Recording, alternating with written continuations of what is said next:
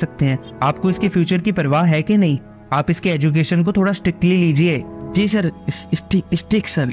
नहीं सर, पापा तो बहुत स्ट्रिक्ट है, मैं ही लापरवाही करता हूँ। बेटा मैं आपसे बात नहीं कर रहा हूँ, आपके पापा से बात कर रहा हूँ ना। बल्कि आप एक काम कीजिए, आप बाहर जाकर खड़े हो जाइए, मुझे आपके पापा से बात करने दीजिए, जाइए।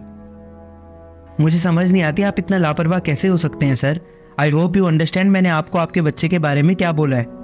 देखिए सर, आप एक तो हिंदी में बात कीजिए, हमें इंग्लिश नहीं आती है। और सच बात तो यह है कि अब तक जो भी आपने बोला मुझे कुछ समझ नहीं आया। सर बात यह है कि मेरे बेटे ने आपसे झूठ बोला कि वो एक बिजनेसमैन का लड़का है, जबकि सच्चाई ये है कि मैं तो एक अनपढ़ मामूली सा ड्राइवर हूँ। लेकिन आपके बच्चे ने इतना बड़ा झूठ क्यों बोला हम सबसे? क्योंकि सर वो डर गया था कि कहीं आपको या बच्चों को पता लगेगा कि वो एक ड्राइवर का बेटा है तो लोग उसका मजाक उड़ाएंगे, इसलिए उसने झूठ बोल दिया। सर उसकी गलती की माफ़ी मैं आपसे मांगता हूँ। ये आजकल के बच्चे कुछ ज़्यादा ही सोचने लगते हैं। आप चिंता मत कीजिए, मैं उसको समझाता हूँ बुलाकर। सर कृपया उसे डांटिएगा मत, उससे गलती हो गई।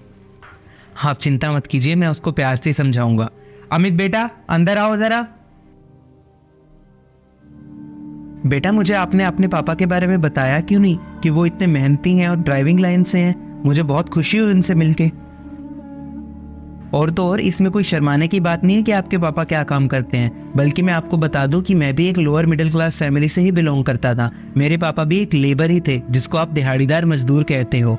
उन्होंने भी आपके पापा की तरह बहुत मेहनत की और मुझे पढ़ा लिखा कर इतना बड़ा बनाया कि आज मैं प्रिंसिपल हूँ।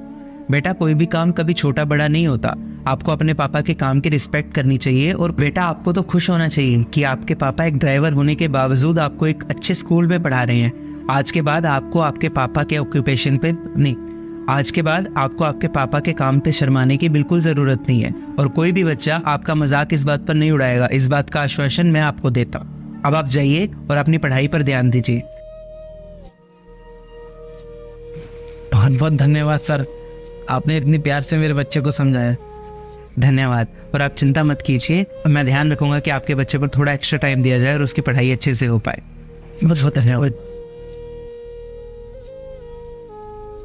आज इस पिता को देखकर मुझे अपने पिता की याद आ गई, जिन्होंने मेरे लिए खूब मेहनत की थी और मुझे इस मुकाम तक पहुंचाया। एक पिता अपने बच्चे के लिए बहुत करता है। सही कहा सर आपने, पर इस बच्चे ने अनजाने में अपने पिता को बहुत हर्ट किया है। कोई बात नहीं, मुझे नहीं लगता अब ये बच्चा ऐसा कुछ करेगा आगे। और अब आपको भी खास ध्यान देना पड़ेगा इस बच्चे की पढ़ाई पर, ताकि ये सुधर सके। जी सर, आप चिंता मत कीजिए, मैं ध्यान दूंगा इसकी पढ़ाई पर बहुत।